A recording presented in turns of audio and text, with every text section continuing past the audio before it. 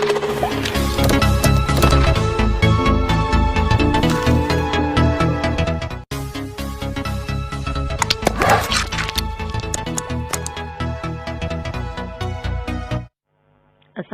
warahmatullahi wabarakatuh.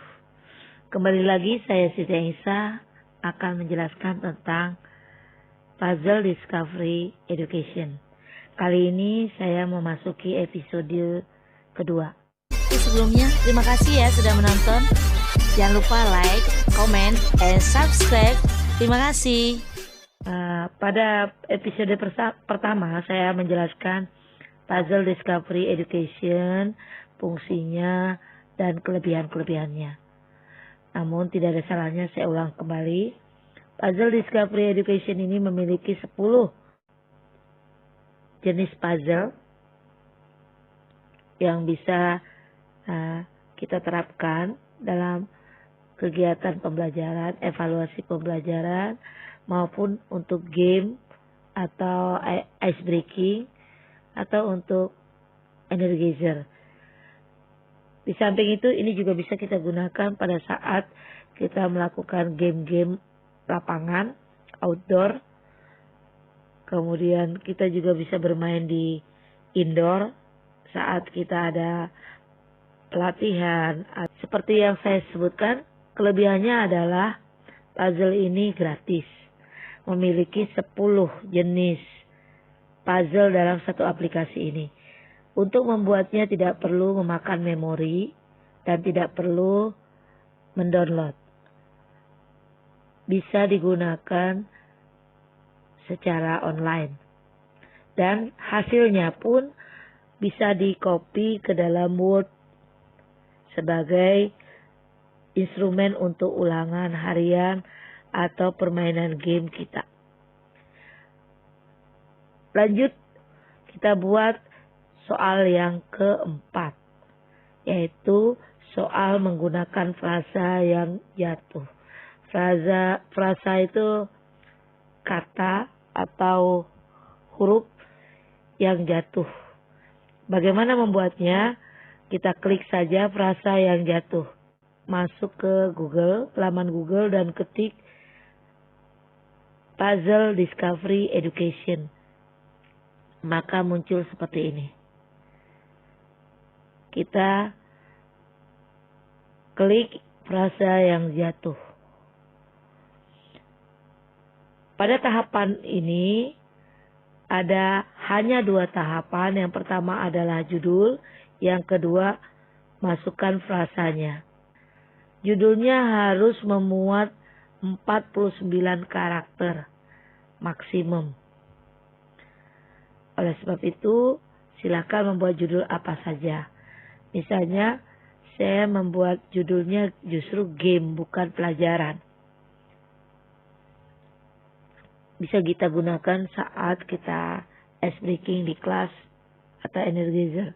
Oke, lanjut. Ini untuk mendapatkan frasanya, siapkan dulu kata-katanya. Saya sudah menyiapkan di Google Doc. Saya buatkan soal IPS.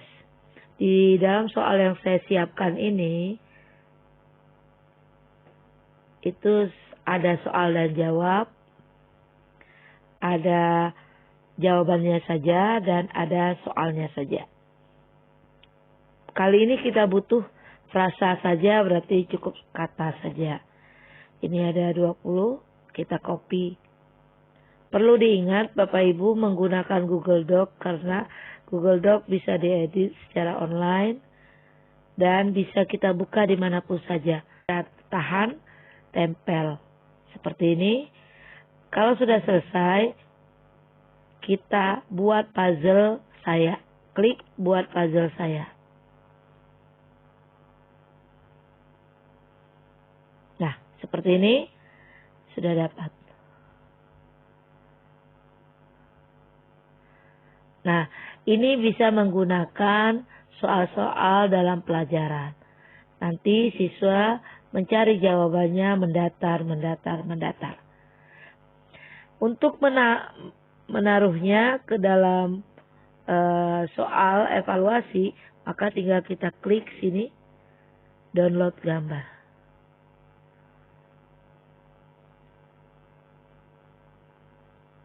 Setelah kita download gambar,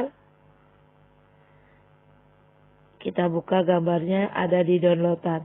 Kita balik ke Word. Saya sudah siapkan ulangan harian IPS. Tadi bentuk soalnya adalah frasa yang jatuh.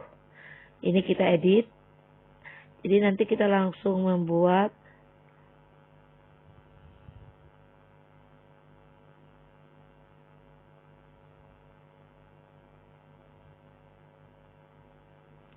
nah, ini nama kelas seperti saat kita mau ulangan.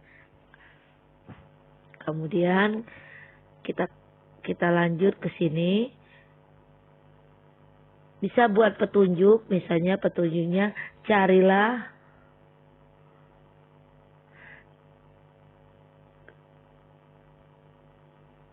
kata yang tersembunyi. Caranya mengambil gambar, ini ada tambah di atas. Kemudian kita ambil gambar dari foto saya. Kita klik ini yang sudah kita download tadi. Nah, seperti ini. Supaya rapi gambarnya, kita klik yang bawah ini. Jadikan dia pisahkan teks.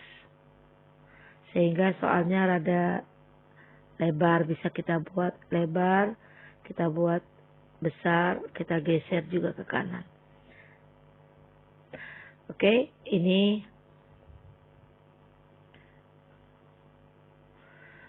sudah jadi. Selesai untuk soal pertama. Kita balik lagi ke sini. Back lagi. Nah, ini. Kita gunakan jenis puzzle yang ke-5 berarti.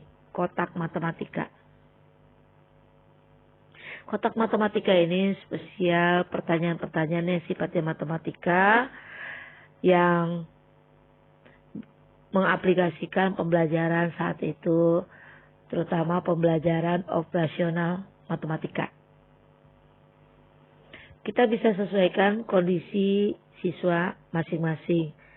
Pertama, ini kita buat permainan aja ya, game kelompok.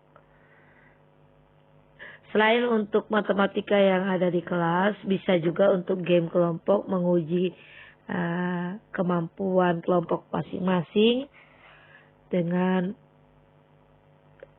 kelompok lain menggunakan ini. Step yang kedua adalah Anda kotak matematika bisa menggunakan 3x3, artinya 3 kotak ke kanan, 3 kotak ke bawah, atau bisa maksimum 10 kotak ke kanan, 10 kotak ke bawah.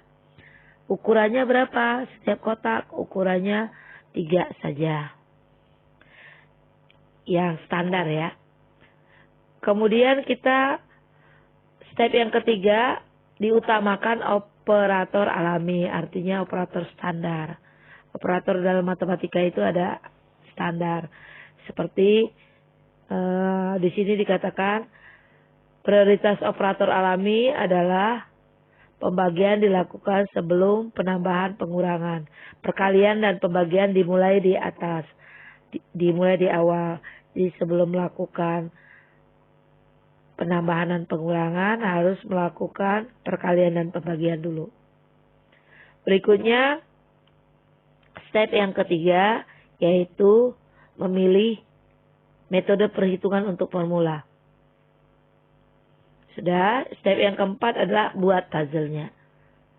Kalau saya memilihnya, utamakan metode yang biasa kita gunakan, yaitu operasi bilangan, operator bilangan alami. Buat puzzle saya, klik, maka jadinya seperti ini. Jadi ada tanda kali, ada tanda kurang. Jadi murid atau siswa kita akan mengerjakan perkalian dan pembagian dulu, baru mengerjakan pengurangan.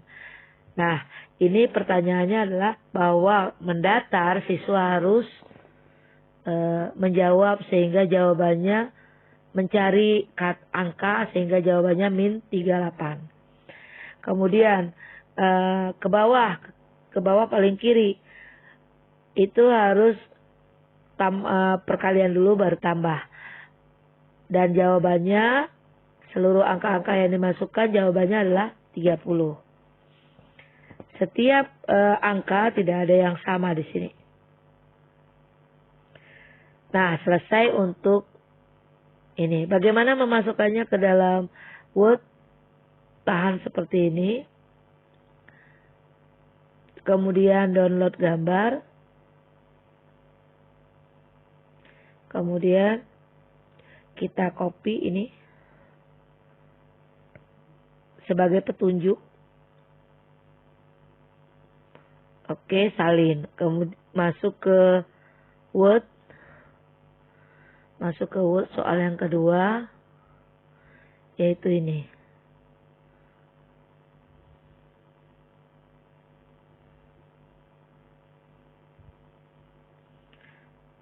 Bermain angka. Kita ambil gambarnya, tambah gambar dari foto saya, dari downloadan saya ambil. Nah, gambarnya seperti ini. Ini kita bisa besarkan, pindahkan ke kanan juga bisa. Kita pisahkan dulu teksnya. Nah, bisa kita taruh di tengah. Kemudian tadi kita copy, di sini paste, ini adalah petunjuknya.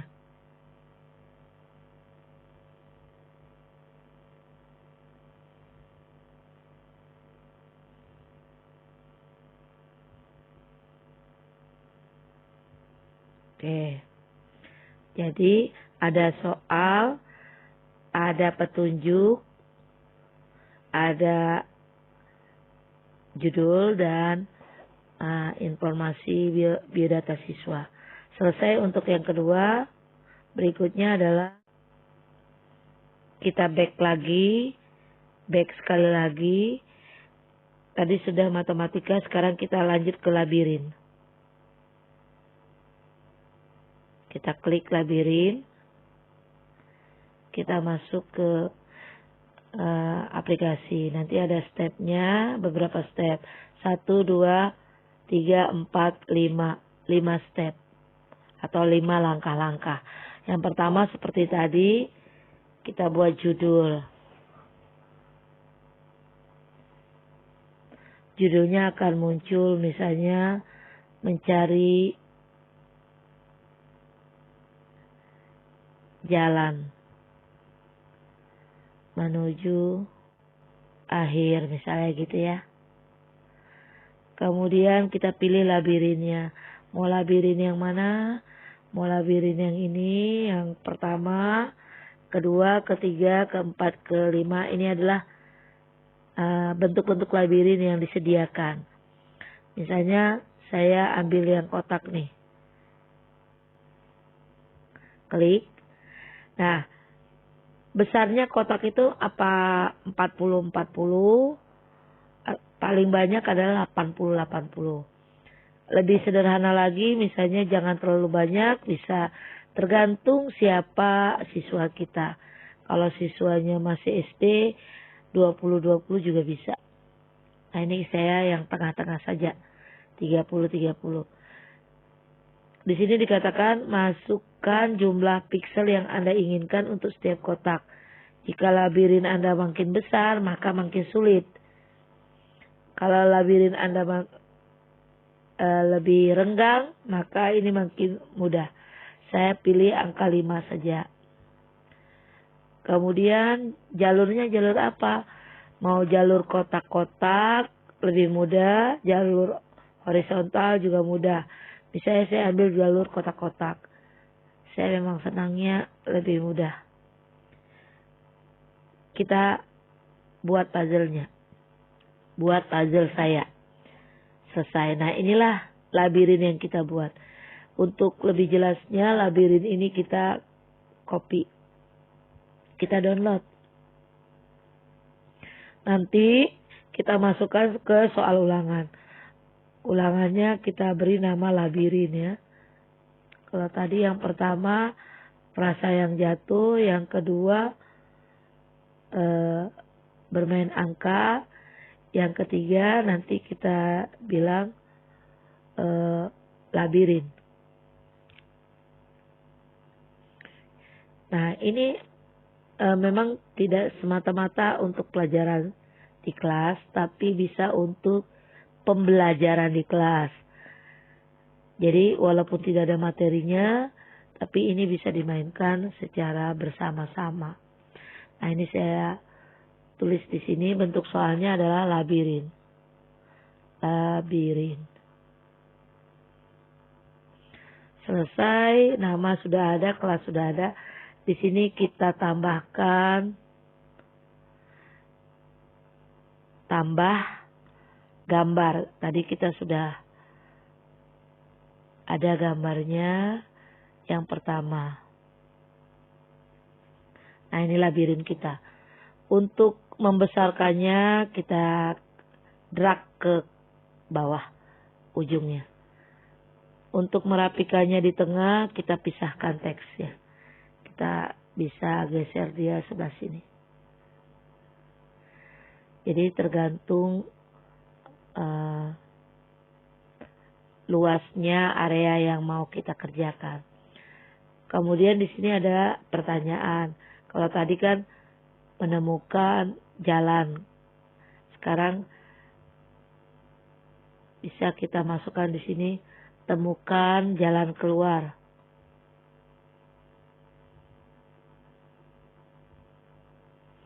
Dengan menghubungkan